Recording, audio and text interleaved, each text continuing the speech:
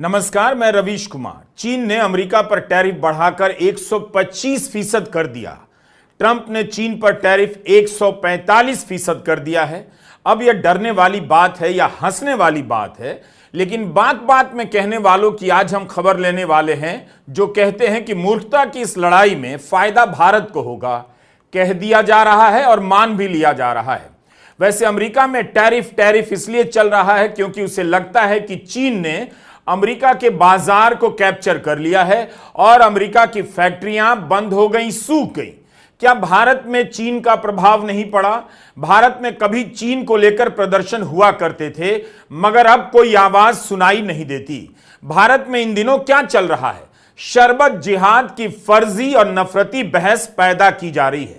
दुनिया ड्रोन बना रही है और भारत के लोग मुसलमानों से जुड़े मुद्दों को खोज खोज कर लाते हैं और खुद को मात दिए जा रहे हैं। वक्त खत्म हुआ तो शरबत ले आए। रामदेव जैसे लोगों को मोदी सरकार से एक कानून बनाना चाहिए और उस कानून में लिखा जाना चाहिए कि काम का मतलब एक ही होगा। हम जब भी काम करेंगे मुसलमानों से नफरत करने के मुद्दे खोज कर लाएंगे और उसी में व्यस्त रहेंगे। इसी को काम कहा जाएगा।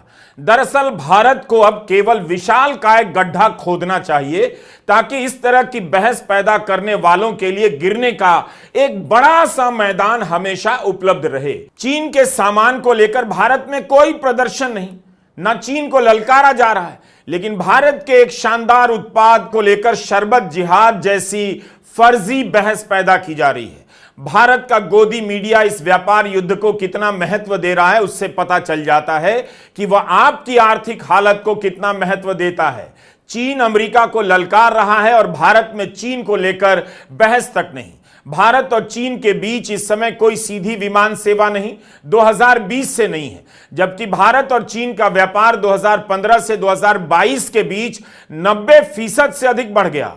चीन और भारत के बीच 100 अरब डॉलर से ज्यादा का व्यापार हो चुका है और दोनों देशों के बीच सीधी विमान सेवा भी नहीं।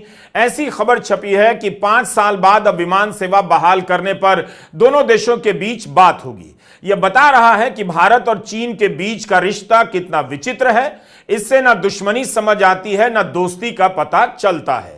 बीजिंग स्थित भारतीय दूतावास की वेबसाइट पर लिखा है कि भारत में मोबाइल फोन के बाजार के 80% हिस्से पर चीन की फोन कंपनियों का कब्जा है। शाओमी, हुआई, वीवो और ओप्पो कंपनियों के फोन भारत में छा गए हैं। आप भारत में बनी एक चीज का नाम बताइए जिसका चीन के बाजार में 50% या 80% तक कब्जा हो।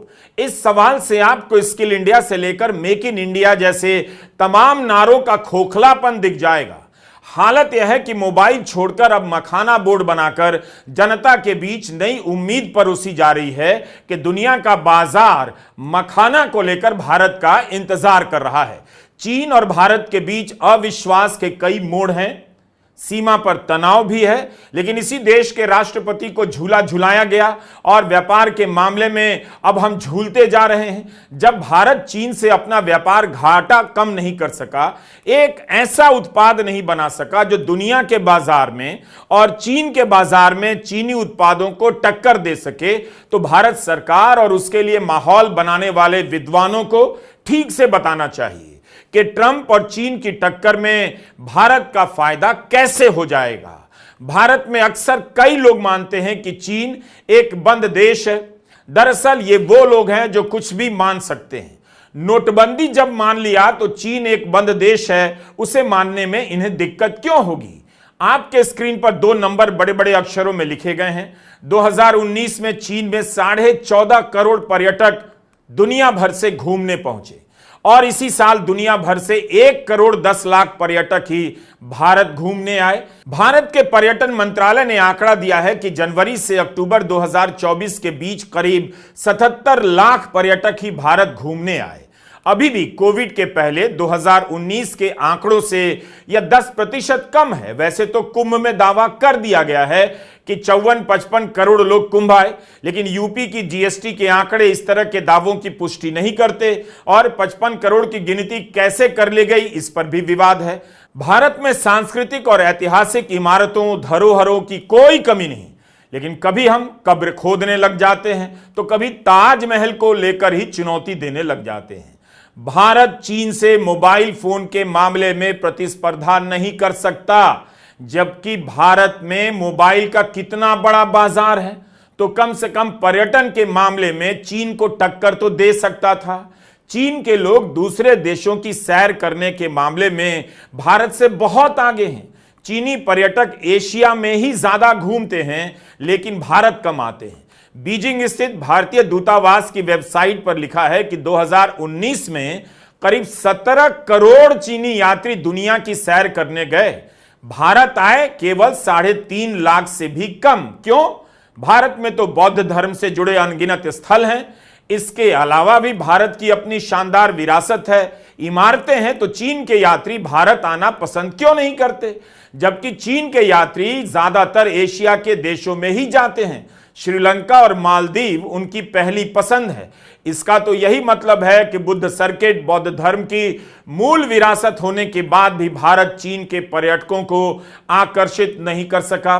पर्यटन के लिए किस चीज की जरूरत होती है? साबुन और फोन का निर्माण तो नहीं करना पड़ता, बल्कि सदियों पहले जो इमारतें बनी हैं उन्हीं को ठीक से रखना होता है। लेकिन हम इस मामले में भी कहां हैं? आपको दिख जाएगा जब आप आंखें खोलेंगे।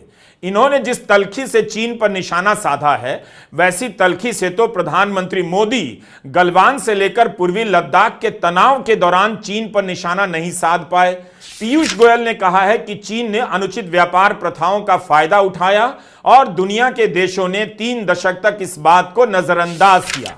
आज अमेरिका जो कर रहा है या जो हो रहा है, वो अंतर्राष्ट्रीय बाजार की दशकों से चली आ रही गलतियों की वजह से कर रहा है। तो सीधा चीन पर ही पीयूष गोयल डायरेक्ट अटैक कर देते हैं। खुद नहीं बताते कि भारत क्यों पीछे रह गया चीन से। Make in India, skill India ने कौन सा तीर मार लिया? नोटबंदी के बाद से भारतीय उद्योगों ने चीन को टक्कर क्यों नहीं दी? चीन के साथ भारत का व्यापार घाटा क्यों इतना ज्यादा है? किसी भी देश के साथ इतना ज्यादा व्यापार घाटा नहीं है जितना चीन के साथ है। 2022-23 में 85 अरब डॉलर का व्यापार घाटा हो गया चीन के साथ भारत का। ट्रंप अपने देश के लिए परेशान हैं कि चीन से व्यापार घाटा बढ़ता जा रहा है, अमेरिका को फायदा नहीं हो रहा, तो भारत इस बात से क्यों नहीं परेशान है? रूस से भारत का व्यापार घाटा 57 अरब डॉलर का है। इस बार पीयूष गोयल राजीव गांधी को ले आए हैं। समाचार एजेंसी ANI से कहते हैं कि राजीव गांधी ने कम्युनिस्ट पार्टी ऑफ चाइना से क्या समझौता किया, जिसके बाद चीनी उत्पादों पर लगने वाला टैरिफ कम कर दिया गया। चीन ने भारत में अपना माल डंप करना शुरू कर दिया, जिसने लोकल मैन्युफैक्चरिंग इकोसिस्टम को खत्म कर दिया और हम चीन पर निर्भर हो गए। गोयल कहते हैं कि अटल बिहारी वाजपेयी का कार्यकाल खत्म होते होते व्यापार घाटा जिस स्तर पर था, वो यूपीए के 10 साल में 25 गुना बढ़ गया। कहां से तर्क ले आते हैं? राजीव गांधी के कार्यकाल में तो चीन के साथ व्यापार 100 अरब डॉलर से अधिक का नहीं हुआ। ना मनमोहन सिंह के समय, जो भी हुआ मोदी सरकार के समय हुआ, तब जब सीमा पर तनाव भी रहा, इसी दौरान सबसे अधिक बढ़ा। यानी चीन के साथ व्यापार घाटा तो मोदी सरकार के समय भी बढ़ा। लेकिन मोदी सरकार के मंत्रियों को मोदी की सरकार तभी तक दिखाई देती है जब तक आप उनसे सवाल नहीं करते हैं। जैसे ही आप उनसे सवाल करते हैं, उन्हें नेहरू की सरकार दिखाई देती है, इंदिरा गांधी की सरकार दिखाई देती है, राजीव गांधी की सरकार दिखाई देती है, मनमोहन सिंह की सरकार दिखाई देती है, लेकिन 11 साल से चल रही मोदी की सरकार दिखाई नहीं देती। 2004-05 में जो व्यापार घाटा 1.5 अरब डॉलर का था चीन के साथ, वो 2014-15 में बढ़कर 48 अरब डॉलर का हुआ। 10 साल बाद 2023-24 में यह घाटा बढ़कर 85 अरब डॉलर का हो गया। ये आंकड़े आपके सामने हैं। पिछले साल अप्रैल से अक्टूबर में चीन को किया जाने वाला निर्यात 9.37% कम हो गया और चीन से होने वाला आयात भारत में 9.8% बढ़ गया। क्या इसके लिए भी राजीव गांधी की नीतियां जिम्मेदार थी? प्रधानमंत्री मोदी की नीतियां और ये मंत्री कब जिम्मेदार होंगे? पीयूष गोयल माहौल देखकर चीनी सामान पर लगने वाले टैरिफ की बात करने लगे। राजीव गांधी ने तो झूला नहीं झुलाया। 2014 से 25 के बीच चीन के साथ आयात बढ़ता गया, इसके जिम्मेदार राजीव गांधी मिल गए। शुक्र है जवाहरलाल नेहरू नहीं मिले। लेकिन आप देखिए कि कैसे जवाबदेही से बचने का रास्ता निकाला जाता है। मोदी सरकार हमेशा पास्ट टेंस में ही रहती है, प्रेजेंट टेंस तो दिखाई भी नहीं देता और सुनाई भी नहीं देता। भारत का व्यापार घाटा सिंगापुर से भी है, इराक से भी है और इंडोनेशिया के साथ सऊदी अरब से भी है। क्या ये भी राजीव गांधी के कारण है? आप पिछले 11 सालों से क्या कर रहे थे? जुलाई 2018 में राज्यसभा में एक रिपोर्ट पेश की गई। इसमें यह स्टडी किया गया कि भारत के उद्योगों पर चाइना के उत्पादों का क्या असर पड़ा है। इस कमेटी के अध्यक्ष शिरोमणि अकाली के सांसद नरेश गुजराल थे। इस रिपोर्ट में लिखा है कि अगर चीन से मुकाबला करना है तो भारत को मैन्युफैक्चरिंग सेक्टर में तरक्की करनी होगी, इतनी कि इस सेक्टर का कंट्रीब्यूशन जीडीपी में 25% तक हो जाए। क्या अब भारत की जीडीपी में मैन्युफैक्चरिंग का योगदान 25% हो गया है? इसमें पीयूष गोयल बता दें कि 25% हुआ है या नहीं। आज भी ये सिर्फ 16% के आसपास है। इस कमेटी की रिपोर्ट में लिखा है कि चीन से इंपोर्ट के कारण खासकर स्टील सेक्टर में कई एमएसएमई मध्यम और लघु उद्योग बंद हो गए हैं। टेक्सटाइल और सोलर इंडस्ट्री में जहां पर लोगों को ज्यादा नौकरियां मिलती हैं, वहां भी नेगेटिव इफेक्ट पड़ा है। अब 11 साल हो गए हैं। क्या मोदी सरकार दावा कर सकती है कि उसने भारत के उद्योगों पर चीन के उत्पादों के असर को पलट दिया है? राजीव गांधी और मनमोहन सिंह का एग्जाम्पल देकर मोदी सरकार के मंत्री कब तक बचते रहेंगे? साल 2007 और 8 से लेकर 2017 और 18 के बीच भारत की तरफ से चीन को किए जाने वाला एक्सपोर्ट सिर्फ $2.5 अरब तक बढ़ा है और वहीं पर चीन से होने वाला इंपोर्ट तो $50 अरब तक बढ़ गया।